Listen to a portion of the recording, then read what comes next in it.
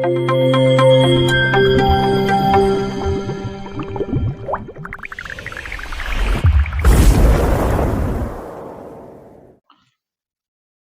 दोस्तों और हमारे प्यारे विद्यार्थियों, आपका फिर से स्वागत है हमारे YouTube चैनल केमिस्ट्री एडमायर में। तो केमिस्ट्री की श्रृंखला में आज आपके लिए हम लेके आए हैं एक नया वीडियो, अपघटन अभिक्रियाएं। ठीक है, तो समझाते हैं आपको कि अभिक्रिया होती कौन सी। हमारी हेडिंग क्या है?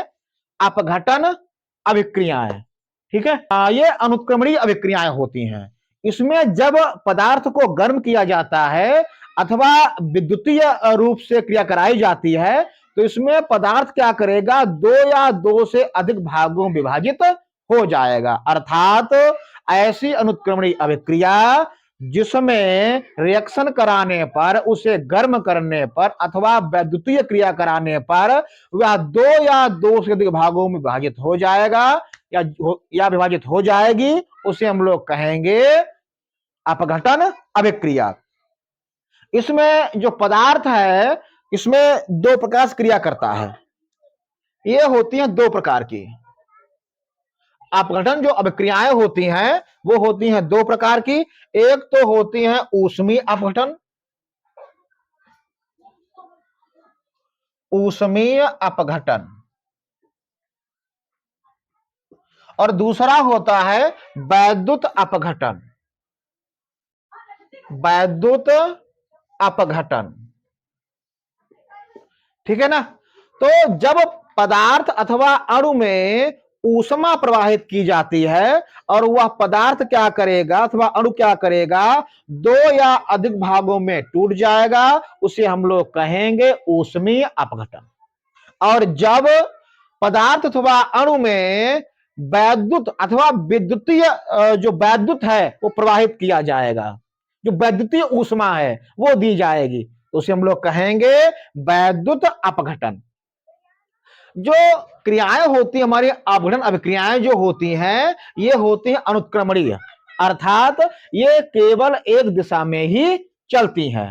ठीक है ना। कहने का आशय है कि अभिकारक जो अणु है उनसे जो उत्पाद है वो उसका निर्माण हो जाएगा।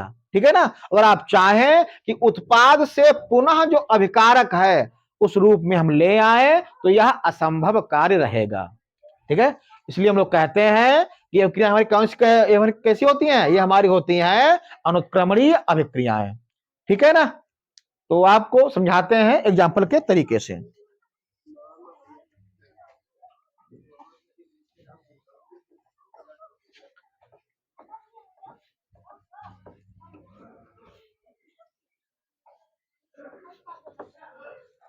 हम एग्जाम्पल लेते हैं पोटेशियम क्लोरेट को। किसको लेते हैं? पोटेशियम क्लोरेट को लेते हैं, KClO3, पोटेशियम क्लोरेट है ये।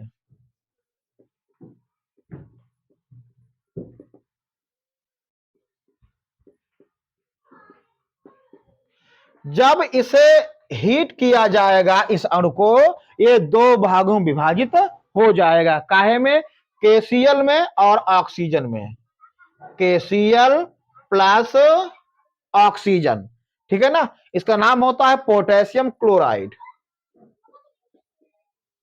Potassium chloride. और ये है हमारा ऑक्सीजन का अणु। ठीक है, बैलेंस देख लेते हैं। O यहां 3 है, यहां O है 2, तो 3 से कर दिया है मल्टीप्लाई। अब 3 दूना 6, यहां O हो गए हैं, यहां O है हमारे पास 3, तो हमने कर दिया है 2 से मल्टीप्लाई। तो 2 3 आई 6 और 3 दूना 6, अर्थात जो हमारे O परमाणु हैं वो हमारे पूरे हो गए हैं।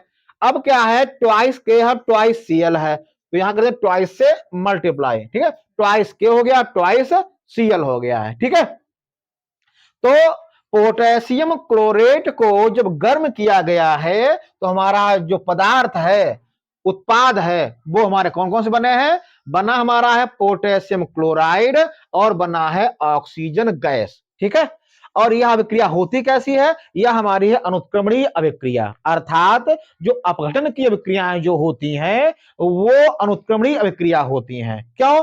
क्योंकि जो उत्पाद का निर्माण होगा उनसे जो क्रियाकारी पदार्थ है उस रूप में चेंज नहीं किया जा सकता है।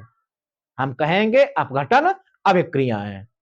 अपघटन अर्थात जो अणु है वो कई भागों में अपघटित अर्थात टूट जाएगा या विभाजित हो जाएगा। एग्जाम्पल एक और देखते हैं, इसको देख लें पहले।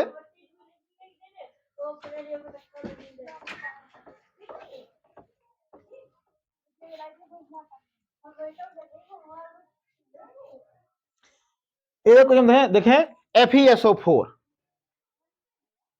FeSO4 इसका नाम होता है फेरस सल्फेट। इसमें जब ऊष्मा प्रवाहित की जाएगी तो यह 3 भागों में विभाजित हो जाता है।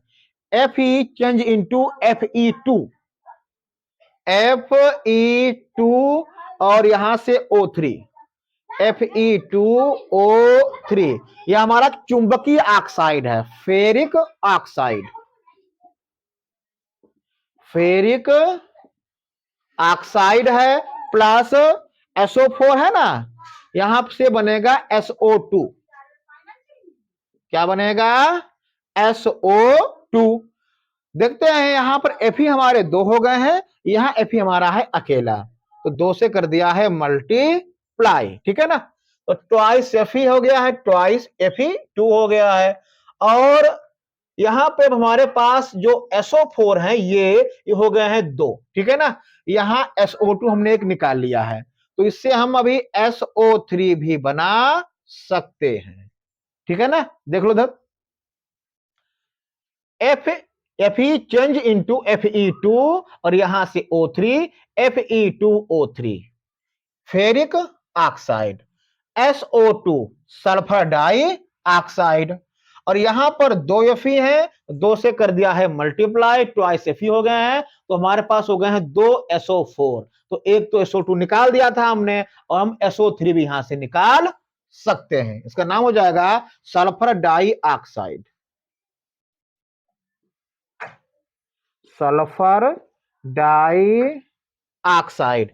इसका नाम हो जाएगा सल्फर, ये 3 है, ट्राई ऑक्साइड, ठीक है ना। तो कहने का आशय है, बैलेंस आप देख लें, यहां पे ट्वाइस Fe2 और सल्फर के परमाणु हैं 2, है ना, और सल्फर हो गए हैं 2, 1 और 1 2, ठीक है। और 4 दूनी 8 है हमारे पास ऑक्सीजन, तो देख लें 3 2 5 और 3 8, ठीक है ना। तो ये भी हमारी क्या है? ये भी हमारी अपघटन अभिक्रिया है, परंतु अनुत्क्रमणीय अभिक्रिया है।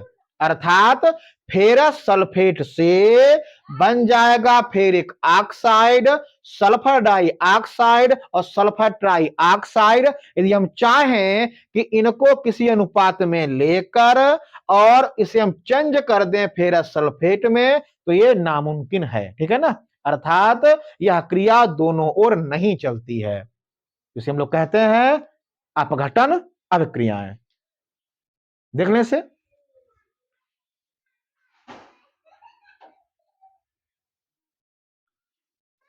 आशा है आप लोगों से कि आपको अच्छी से समझ में आ गया होगा, और आप हमारे वीडियो जो हैं वो देखते रहिए, शेयर करते रहिए, लाइक करते रहिए। Chemistry admire. जय हिंद।